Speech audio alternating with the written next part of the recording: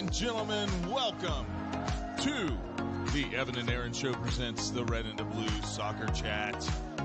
It's your boy Evan sitting next to your boy Aaron. We are live at Chatham Tap Fishers, guys. Thank you so much for joining us on another Wednesday night. I'm not sure we can ask for a better autumn Wednesday night. Yeah, better autumn day. Yes, exactly. Yep. So, guys, we've had so much soccer today. Lots of things to talk about.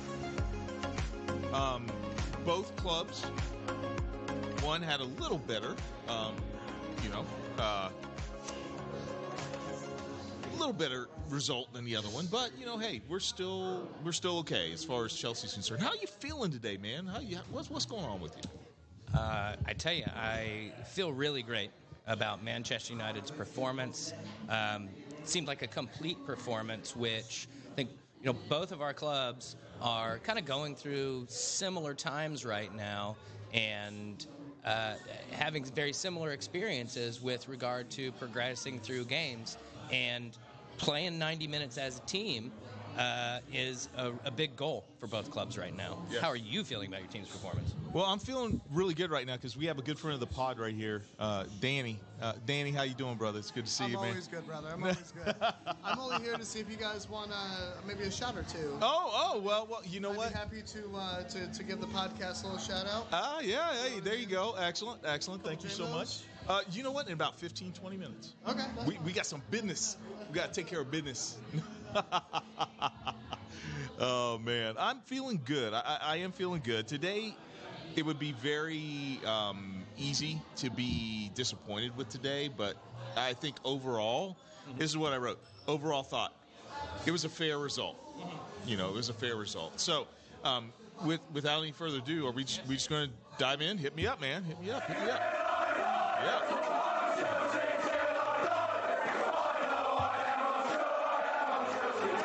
There you go. There's a couple things that I thought were interesting about today. Number one, last season, in my opinion,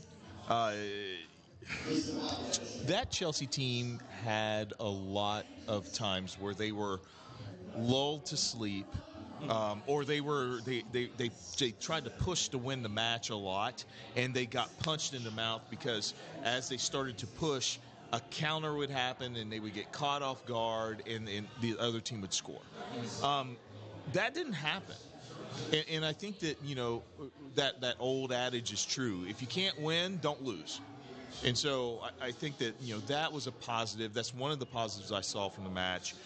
Number two, Brentford's defense was great. I mean, they played really great defense. It was like Hadrian's Wall out there. I mean, it just was. It was like you couldn't break through. I think they knew that. They knew that they had to play great defense. I question Aubameyang not starting. I'm like, once again, Graham Potter's Graham Potter, and he's going to do what he wants to do. But Brentford's defense was great. Chukwuemeka and Pulisic came off the bench and played really well. Now, Chukwuemeka's only 18 years old. Yeah. This is a kid, man, like a kid. Mm-hmm. And he played like a man today. Almost stole that match for us today with that final shot on goal. So I was really pleased with how they played. Trevor Chalobah is just playing phenomenally. And I love how he's progressing. Chalobah is... He's doing the thing he needs to do. I mean, think about it. You're practicing with, you're learning from Thiago frickin' Silva. Yeah. So this kid is getting better. He's going to continue to progress. And, interesting stat, Chelsea has never lost when Chalobah has started. It's a small sample. I just want to throw that in there. Yeah. There you go. There you go.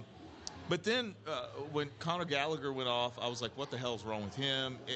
I guess he just was not feeling well. There was a sickness or illness there, so nothing to worry about there. My man of the match was Kepa. Our defense at times was a little shaky. I thought Chalobah did really good on their lead striker. He's got 6, 7 goals for Brentford this year. There was a couple. Yeah, Tony. There was a couple times where Chalobah overplayed.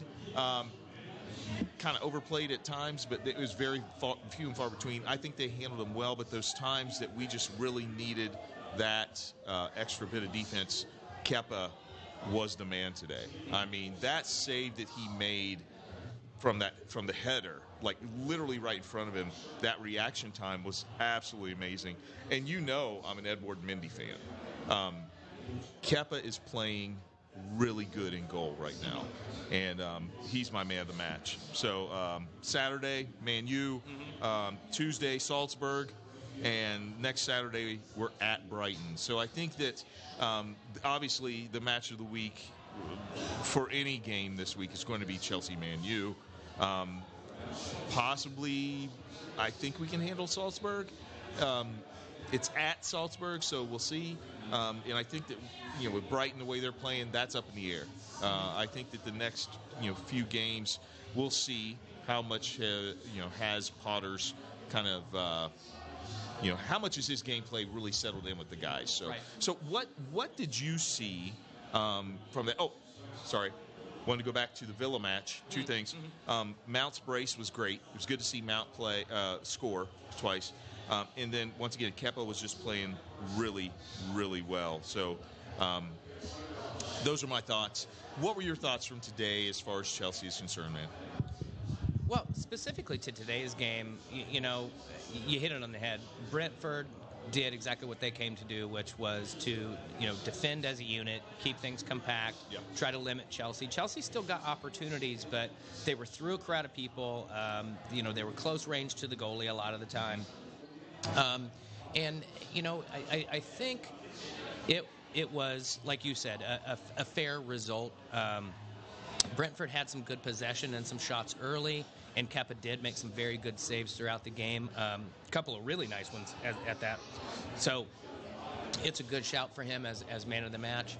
But I think what was interesting about today was, you'd had 4 games in a row where you had multi-goal, clean sheet wins. And those are good things.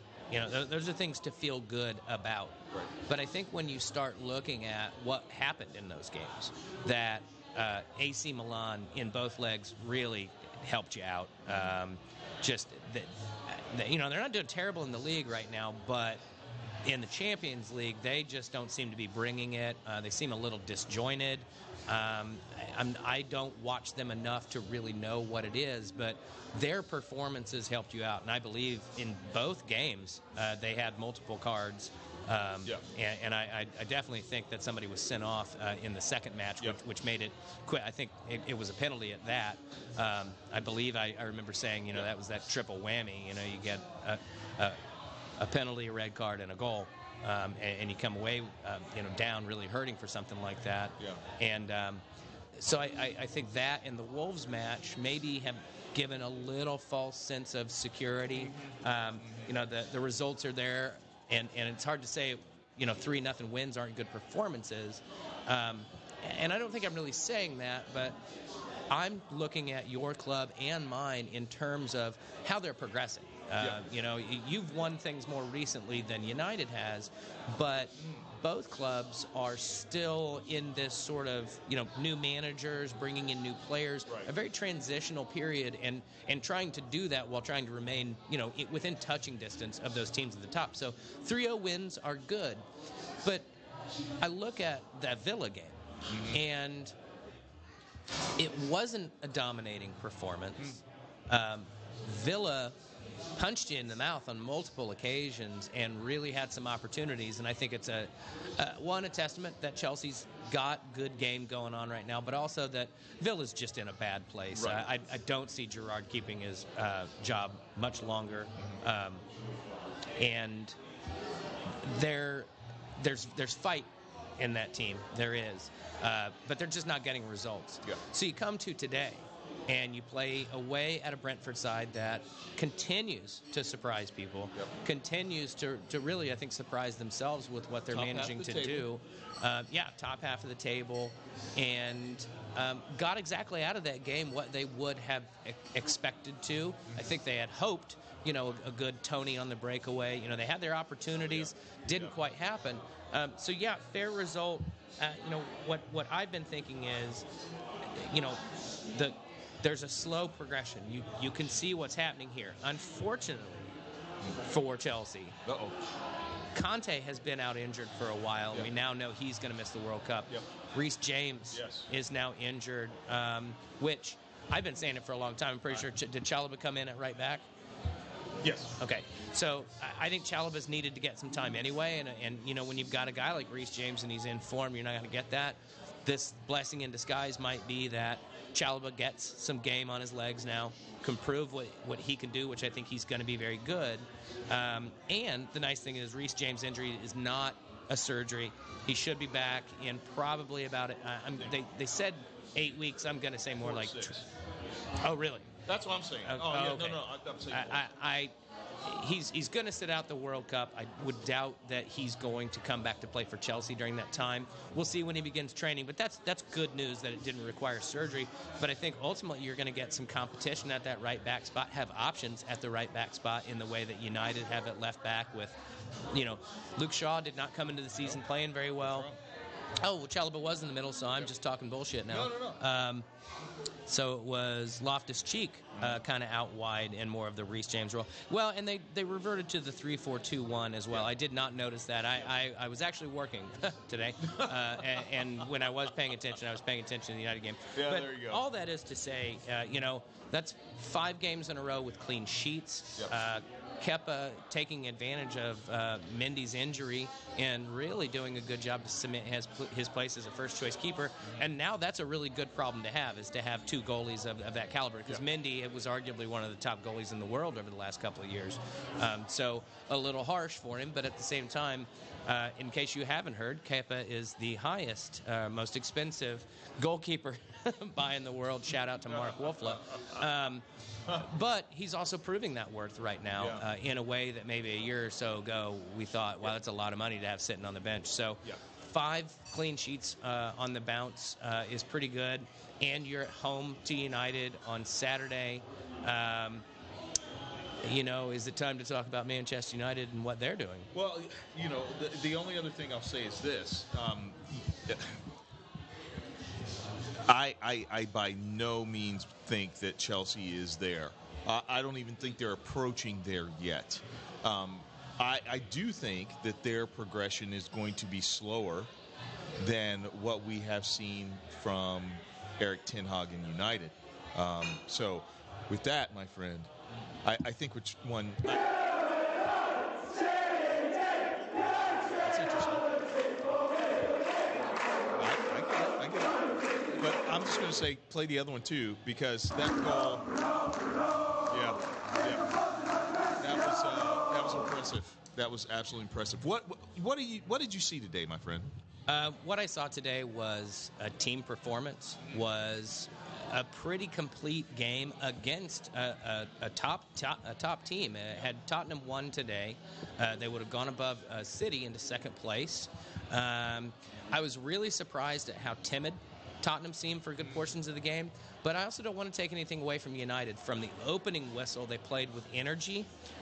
They played on the front foot. They were looking to attack. They were creating opportunities. They were taking advantage of those opportunities early on. And when they lost the ball, they hunt and pack. They got it back quickly and immediately went back into the attack. There wasn't let's just recycle and slow things down. No, they had specific ideas of where and when they wanted to attack, and that's what they did. And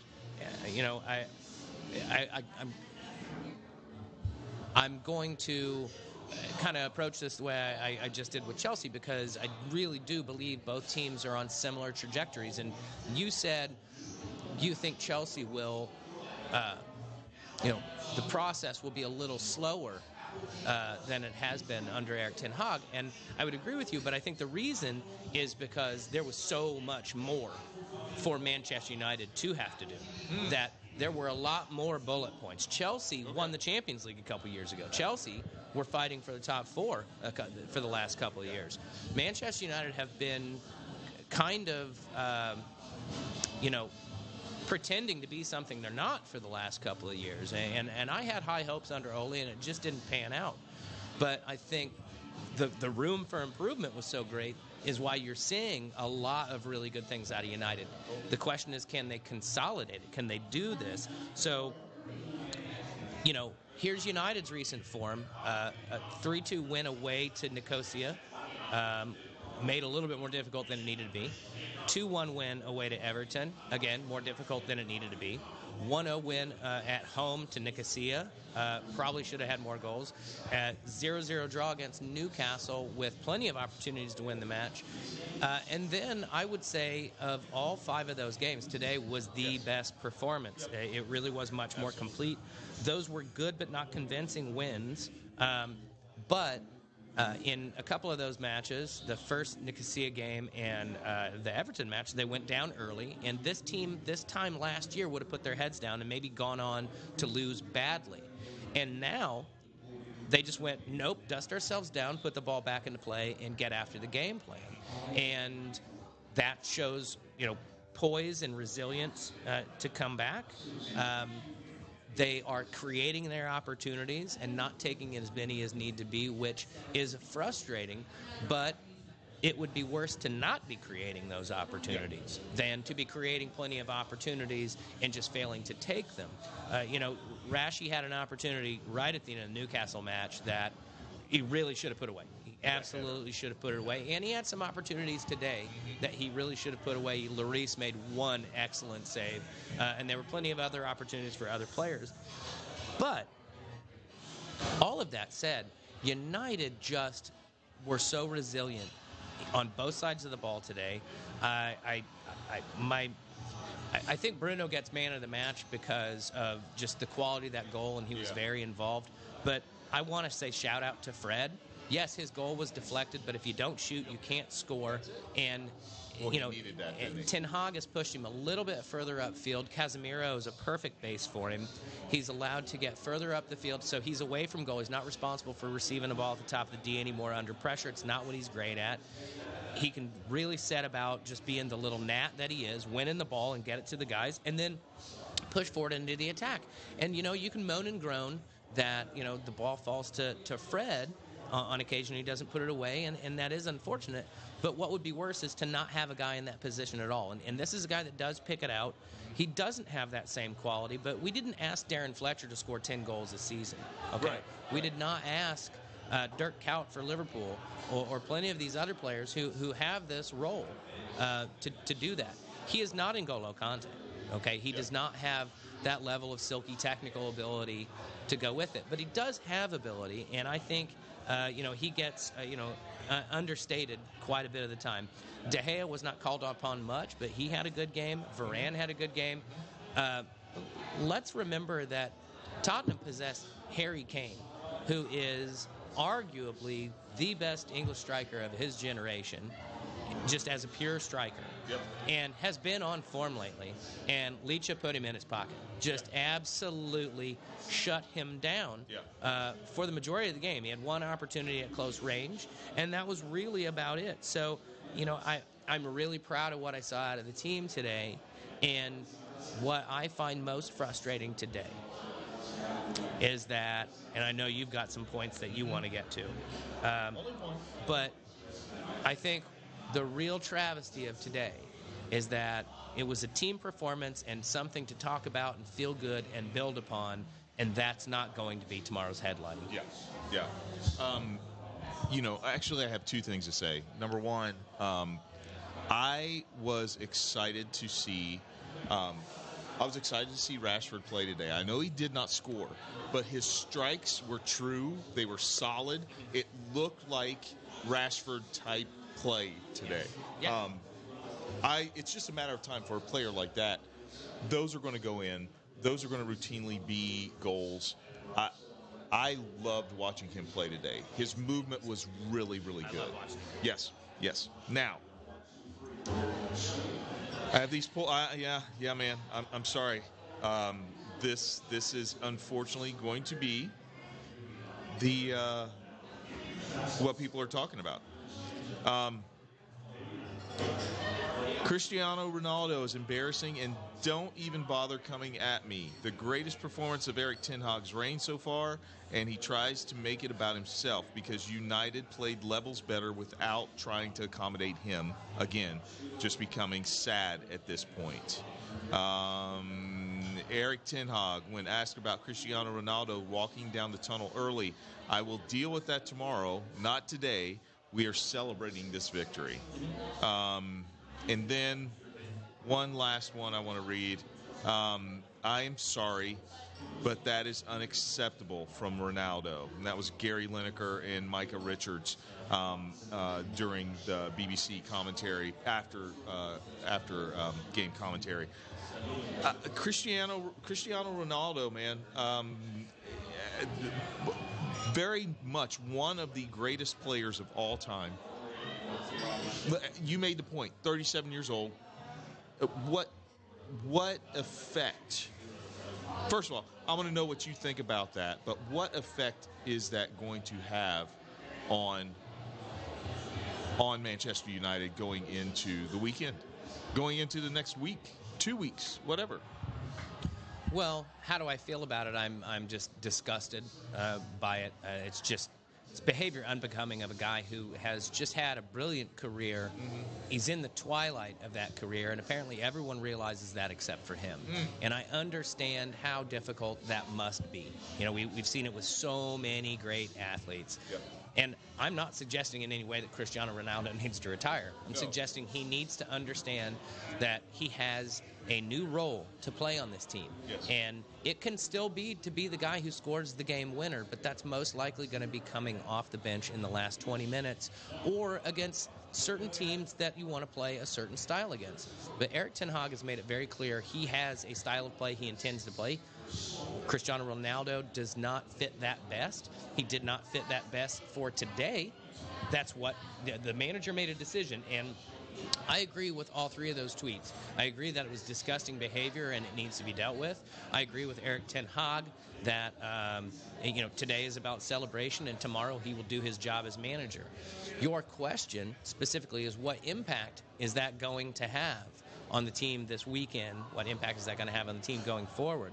The answer to that question will be answered by Erik ten Hag's actions tomorrow. Okay. And how that gets dealt with Cristiano. From what I see, he's going to address it. I would imagine that he will fine him, perhaps suspend him. Chances are he'll say we've taken care of it in-house, and he's not going to give any more details because that's the kind of guy he is. Exactly. These guys love Cristiano Ronaldo, and I know they have mad respect for him, but I think they also are mature young men and will look at it and will respond and respect what Erik ten Hag's decision will be, and I would imagine it will be a strong decision of some sort. The question is, how will Ronaldo respond to it? He has shown he's not really ready yet to accept this new role. I get it. He got asked to get up and get loose, and he wasn't brought on. Yep. But you know what? That is the manager's decision. Yes. And if you have issues with it, then you sit there as a professional, and then you knock on his door tomorrow. And that is how it should be handled. Now, we've all been there. We've all had our petty moments. But it's awfully late in his career to be learning something like this. So I hope it's a good conversation behind closed doors tomorrow, and I hope they come out the other side. Every time we've looked at this situation, and it seems like Ronaldo is done at Manchester United, he shows up the next day in training, he puts in twice as much effort, and then he comes out and puts in a decent performance when he's called upon.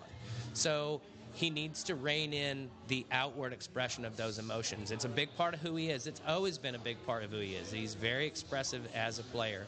But that activity can undermine, those kinds of scenes undermine the performance of the team and the good news. You know, the headlines tomorrow are going to mention his name, and maybe that's what he wants. His ego must have that. But I think Ten Hag will address it. I hope Ronaldo will come out and say, you know what, guys, I made a mistake. I can't be behaving like that. I'm too mature for that. And then they move forward, because he could be a very, very valuable asset moving forward. But if he's just going to be a distraction, then he shouldn't put on the jersey again, and they should look to move him in the January transfer window. It's not what I want to happen, but those are decisions that you make at this level of play. Well, with that, ladies and gentlemen, we are moving into the halftime shot. We have come to the time of our show where we do our halftime shot, and we have a really good friend of the pod here tonight. Family of the pod. Family of the pod. My daughter, Kiara. Kiara, would you come here for a second, please? Don't, yeah, exactly. There she is, ladies and gentlemen. Wave to the pod. Wave. There you go. Excellent. Very good. Thanks for coming out. You too could come here and join us. That's right. What are you drinking tonight?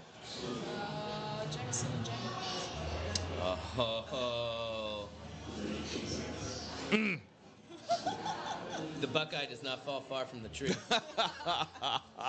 Oh, ladies and gentlemen, so halftime shot goes like this. Aaron and I have people that we dedicate our halftime shots to, and this week I am dedicating my halftime shot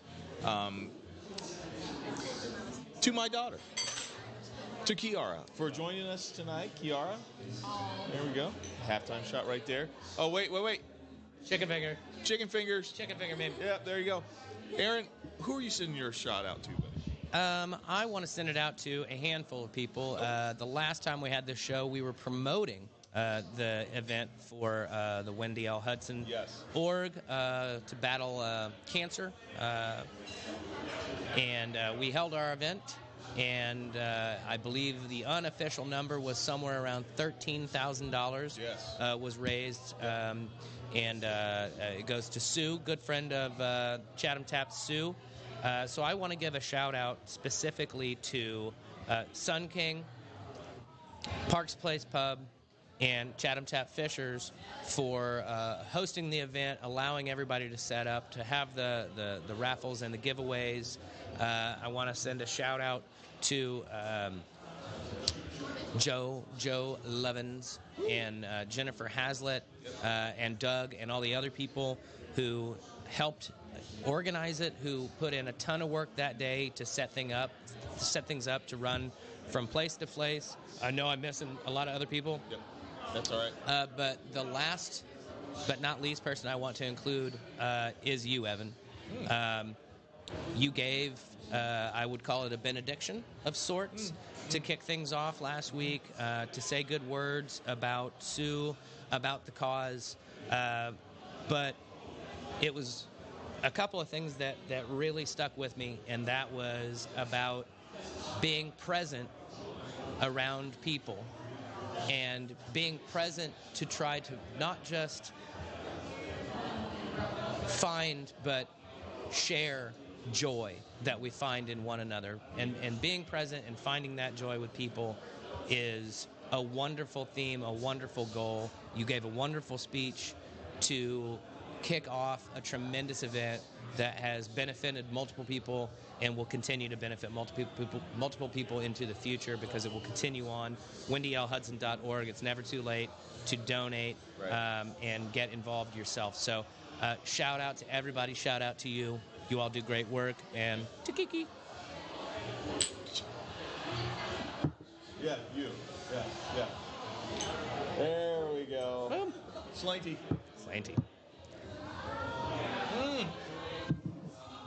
Oh my. All right, now, Evan. Yo. This show is called the Red and Blue Soccer Chat. Yes. The red represents the long history of Manchester United, and the blue represents the mighty Blues of Stamford Bridge, of Chelsea Football Club, Yes. and our local take on the global game is this is the culminating moment. This is our Daytona 500. This is our Super Bowl. It's not our World Cup, because the World Cup, by the way, kicks off exactly 1 month from tomorrow. Holy cow, dude. But this is our event. We missed our chance back in the spring for a variety of reasons. Yes. Here's our chance. Yes. In this first calendar year, Manchester United travel the long, long road down to London to rock up at Stamford Bridge. Yep. I'm so excited. We're going to be broadcasting from here. You definitely got to go. We've got this big room. We've got multiple TVs. We've got this whole area. Yes. We're going to be talking. We're going to be doing our own little version of the Fan Fest, little watch party. Come down and join us at Chatham Tap, or join us live, just like you are right now on Facebook or YouTube. Evan, are you excited for this match? Are you excited for this day? Yes. I am so excited for this day, dude. And here's kind of what I'm picturing. Just FYI, because I'm not sure exactly what what you put on Facebook. If we're planning on talking about the U.S. men's team, we can't talk about it too much, because that's actually going to be part of the Hey Aaron segment tonight. So there you go. I'm just going to say that. But this match coming up on Saturday, I shy away a lot of times from saying that this is a must-win for either team. Okay, there's too many matches during the season. There's too many ways the season could break and all this other stuff. That being said, you have two storied franchises who have had a rocky... They would not like you using the word franchise. I know. Clubs. My fault. See, that's my Americanness. Institution. My Americanness. I apologize. But two clubs who have had kind of a rocky past year, trying to get things together, and now both have been recognized to be clubs on the move, clubs that are starting to make. And for me, this is fun. For me, this is going to be fun. I am still, trying to wrap my head around the gravity of this weekend, because you have so many storylines going on here. I say you guys rise to the occasion. I think you put the Ronaldo stuff behind you. I think Ten Hag comes out strong, sets him. I think that he may not even make the trip. That's how much I feel about this. I am saying that you guys come into Stamford and we fight our ass off, and it is a 2-2 draw.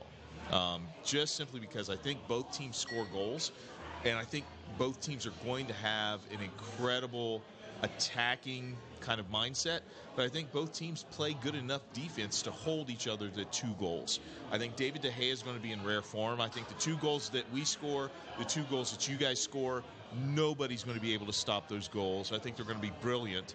I think Kepa is going to be on point. I just think we're in for an incredibly fun, good match. Ends 2-2. How about you, my friend? Yeah, I agree with a ton of that.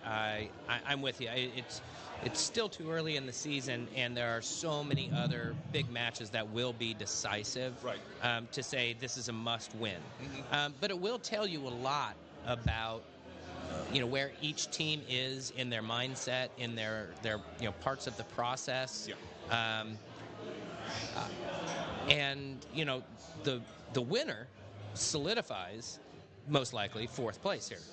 And again, early on, but this league is not the runaway that people were envisioning it might be this time just a month ago. Yeah. You've got Arsenal in first place on 27 points, City sitting in second on 23 points, Tottenham, having played 1 game more than both of those teams, are tied, but on 23 points, but are in third on goal differential. Chelsea sit 4th on 20, so you could put yourself into the mix with a win, depending on their results. And then Manchester United have 19, so if we were to win, we'd leapfrog you. Yeah. So what am I thinking about this match? Well,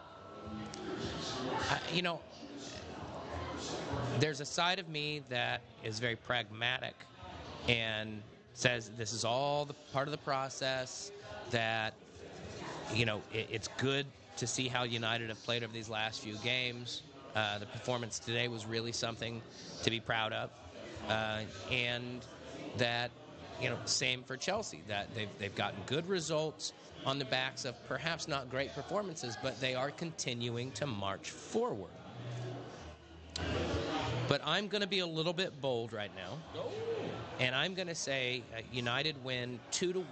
Okay. I think Kepa is going to keep them in the game for long periods of time, but I think the fact that Chelsea just has some injuries right now, that, boom, Mikey, some injuries defensively and a little bit of discombobulation at the back still that you see in a way that could be exploited by an on-point Rashford. He might have the same day he did today, where he's getting into positions and Kepa keeps him out just the way Hugo Lloris did. But I think right now Man U's attack has been beginning to click.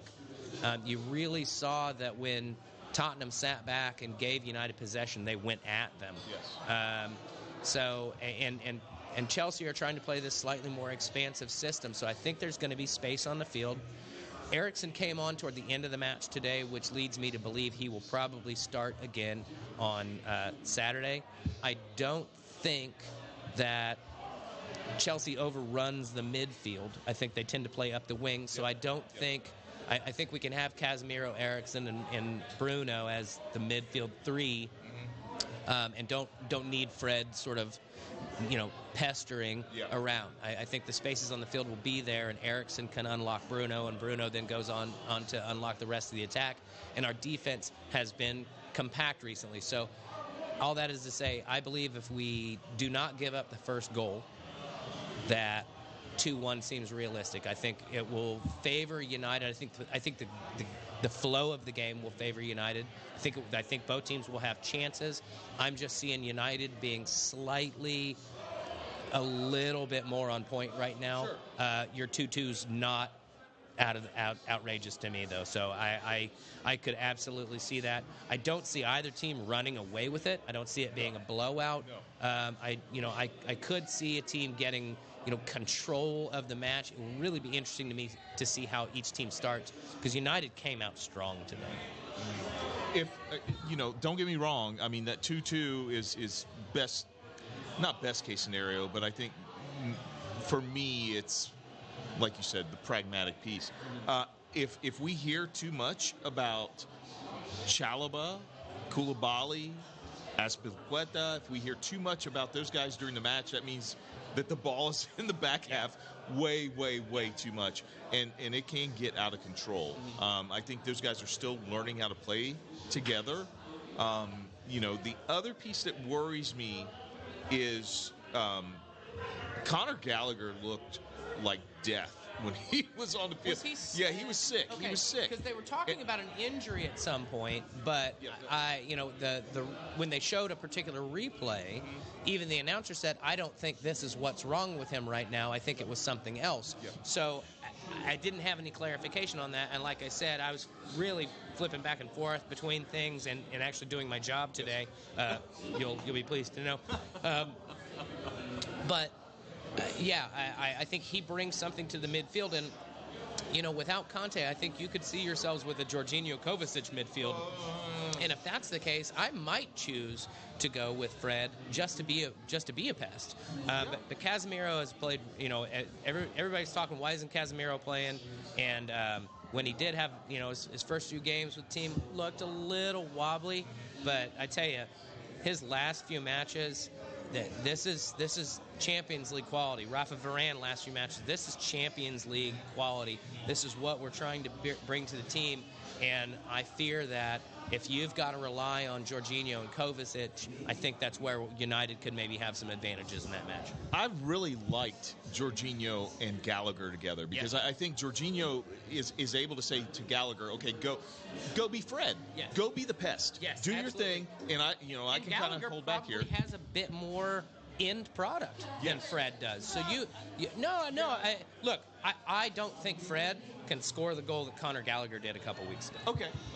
I don't see it. Fred gets the goals like he did today, Yeah. and maybe Conor Gallagher doesn't get those because he doesn't put himself in quite those same positions. Right. But you're absolutely right. Conor Gallagher's job is to do all this work Yes. and let Jorginho be on the ball and try to play those passes around the corner. So I totally agree. And without him, and obviously without Kante, but here's the thing. Every time you write off Kovacic, he comes in and does something special. So I love Kovacic. I do. I think that he's the hammer that can get some things done. I think that he can deliver balls. He can shoot. He can shoot the ball. I think that he's a great all-around player. I just like that combination of Jorginho and Gallagher in the middle. Agreed. Because I think they complement each other really well. Once again, though, they are learning to play together. And as you have said and I've said during this podcast, with Ronaldo off the field, Bruno Fernandes becomes a different player, man. Yeah. He becomes a different player. And I think that he can pick up on that. And once he sees that, if there's any issue, if it's Jorginho Kovacic, I'm sweating. I'm sweating a little bit. If it's Jorginho Gallagher, I think that we stand a chance to maintain in the midfield. I agree. Because United's midfield is better than ours. Yeah. It is better than ours. And I think that, like I said, with Bruno back there, he is beginning to develop that vision without Ronaldo on the field. And I think that he is beginning to really feel himself, man, and I think Ten Hag sees that. And I don't know how you go against that. Eriksen, I think, has really been key to helping unlock Bruno as well, because Bruno doesn't have to drop as deep into those positions that he was previously. Yep. Christian Eriksen has turned out to be the player for Manchester United that Paul Pogba promised to be. Wow. Say that again for the people in the back. Christian Eriksen has turned out to be the player for Manchester United that Paul Pogba promised to be. Wow. He comes and collects the ball off the defense. He occasionally just keeps play moving, but Paul Scholes is one of the top central midfielders to ever play the game. Every member of his generation speaks of him with nothing but just lofty tones. And Scholes loves Eriksen.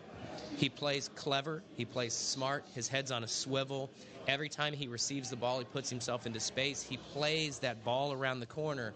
And that ability puts Bruno 10, 20 yards further upfield in a position to then be as deadly as Bruno can be.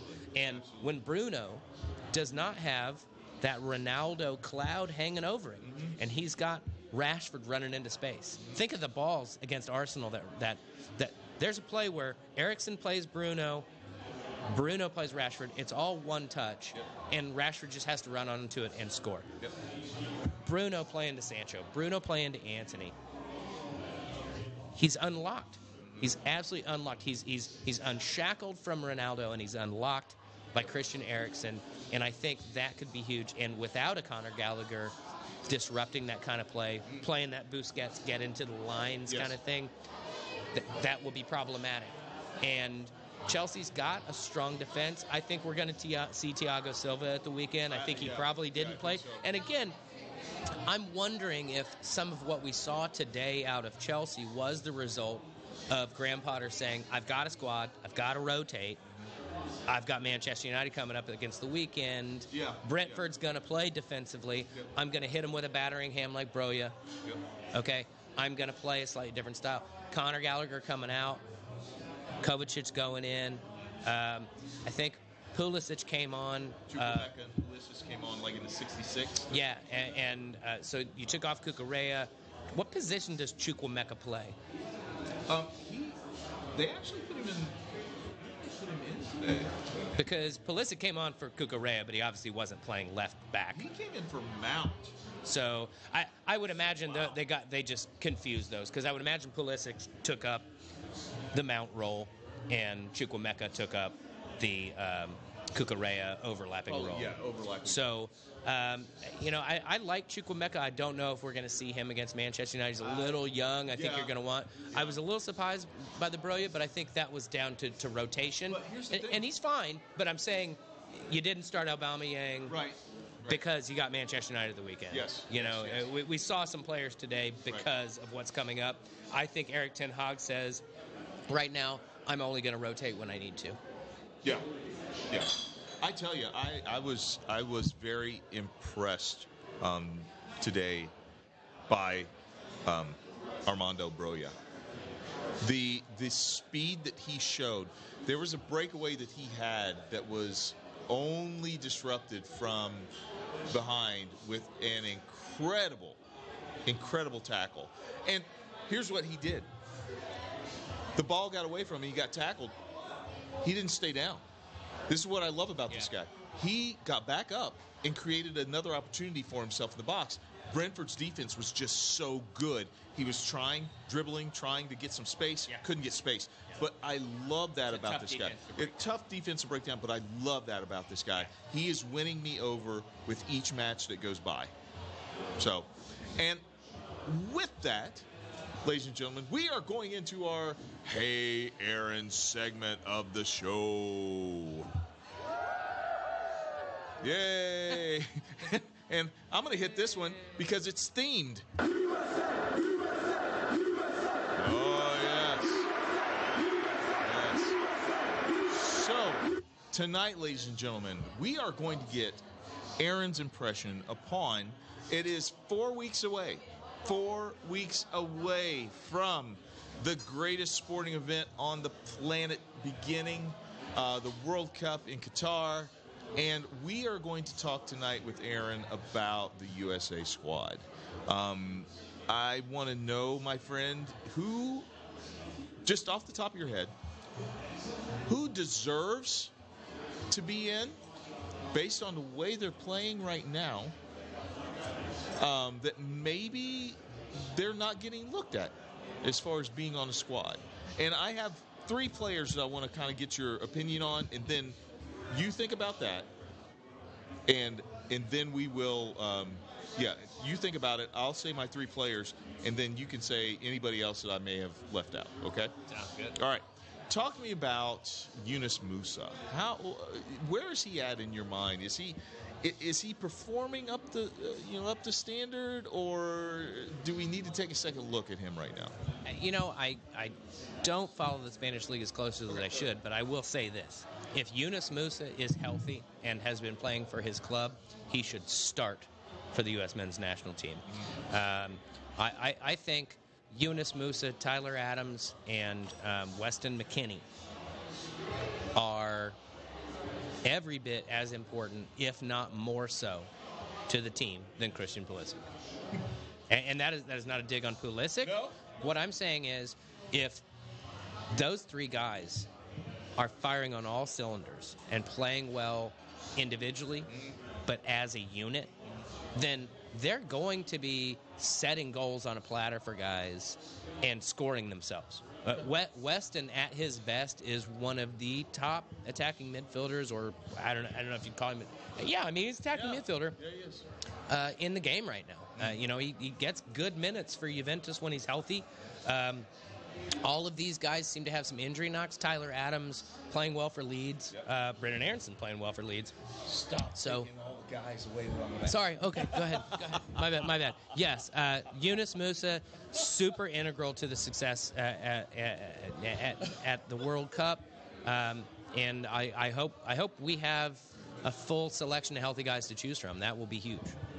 So, Brendan Aronson. Could you really ask for anything more? Here's a guy who probably nobody knew his name a few years ago, right. and here he is, doing well, playing for a decent club in Germany,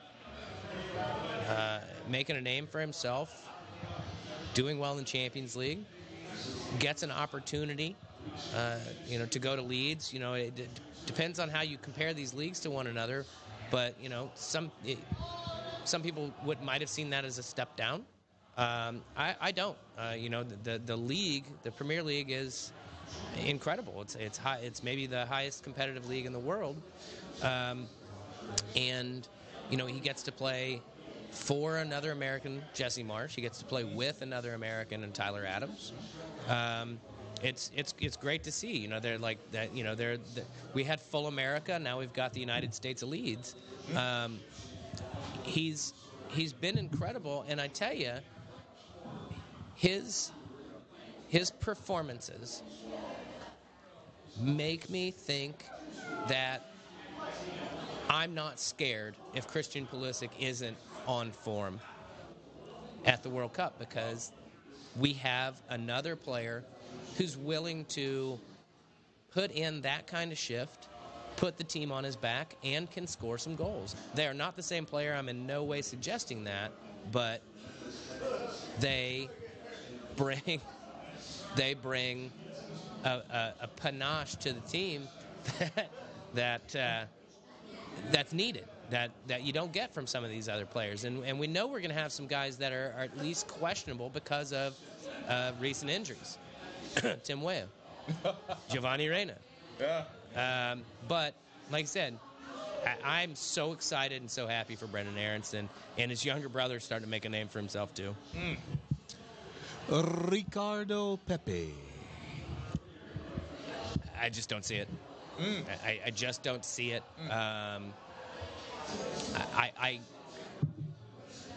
If these last camps, if these last few games were an opportunity to give guys a chance to take it, then he didn't. Ferreira didn't. And how you left Jordan Pefok off the roster for that, I have no idea. And if Jordan Pefok is not at the World Cup, I should almost say that Berhalter deserves to lose his job on that alone. Wow. And if Pefok isn't at the World Cup and we don't perform well, Greg Berhalter will lose his job. Yeah. You said him, Christian Pulisic. Has he done enough? Has he done enough to be on a starting squad for the U.S. men's national team? Yes, he's still getting decent minutes for Chelsea. I know a lot of American fans are frustrated. I'm sure he's frustrated to a certain extent, but let's remember he's getting 20 to 30 minutes at a time for one of the top 5 clubs in England. He's playing in the Champions League. I know people want him to start. I know people want him to play every game, but let's face it, he's demonstrated a certain fragility that says perhaps he can't play every game, that he can't play 90 minutes 3 times a week the way some of these guys can. And first off, none of them can forever. The reason why we were so impressed with N'Golo Kante is because it looked like that guy ran to the game, played a game, and then ran home, and then ran back to the game, played the game, and then ran back home. And look at him now. He's had nothing but injury-filled seasons for the last couple of years, and you have to manage these guys. Christian Pulisic is kind of like Michael Owen or early Ryan Giggs was. He's got a propensity for injuries. This is a very physical league. We ask so much of these guys. But if Christian Pulisic is healthy, Christian Pulisic starts for the U.S. men's national team and wears the captain's armband. Okay. He is Captain America. Yep. Yes, he is. Last question. Out of the 3, who gets to start? Ethan Horvath, Sean Johnson, or Matt Turner? Matt Turner. No question. Matt Turner is currently at Arsenal. And Aaron Ramsdale is the first choice there, but Matt Turner has had to come on a couple times, and he's played in a few good competitions. He's demonstrated a high level ability. Sean Johnson is a fine goalkeeper, but he is not facing anywhere near what Matt Turner faces every day in practice. Practice. We're talking about practice, Evan. Practice. Ethan Horvath, I don't think is getting starting minutes for his club either. No. But again, playing at a higher level. I have great faith in all of them. I really do. But Matt Turner has distinguished himself in the last year or so as an elite shot stopper. And at a tournament, that may be more important than whether, you have some classic goalkeepers that their reputation is about as much as their consistency as a player and their ability to marshal the back line. Yep. For Manchester United, Peter Schmeichel and Edwin van der Sar immediately come to mind as guys that are more than just top-level shot stoppers. I think the biggest criticism of David De Gea is that he does not come across as a guy who owns the box, who does not own, or command the back line in quite the same way. Yep. But great goalkeepers have that ability. I don't necessarily think you need that for a World Cup, so long as you've got a guy who knows how to keep the ball out of the back of the net and 10 guys in front of him that are fighting for one another. Yep. Maybe Turner gets on a Jordan Pickford role or something like that going into the World Cup. Ladies and gentlemen, hey, Jordan Pickford. Yeah. Thank you so much. That was the Hey Aaron segment of our show, and we are now wrapping up our show, coming into the home stretch. And this has been really good, man. Are we going on sabbatical from each other after tonight? Are we laying in the grave, for 3 nights or 3 days? Please. Yeah. So now we're at the Hey Aaron segment of the show. Or not. Sorry. Excuse me. Take another drink. We are at the Aaron's final thoughts part of the show. Ladies and gentlemen, thank you so much for joining us tonight. This is always fun, and it's always a highlight of my time to be here with you, man. But this time, it's been rough these past couple weeks, my friend, and some of the stuff that I'm going through. Some of the things that I've talked to you about, and I'm sure everybody else out there is feeling it too. I just got to ask, man, what do you got for us this week? As usual, nothing prepared. But along those lines, I have fresh in my mind some of your words from just a few short weeks ago, and I want to kind of bring that into that discussion here and say that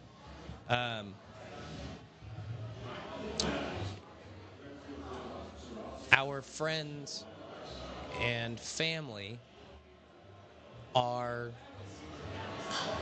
there for us as much as we're there for them.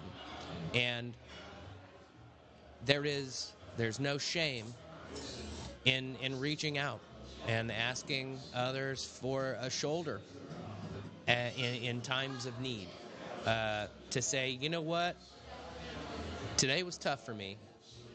I need a little bit of help. I need a little bit of a pick-me-up. And that's another way of finding joy. I know joy, especially in the modern vernacular, and Marie, whatever, I'll probably get sued for even saying her full name.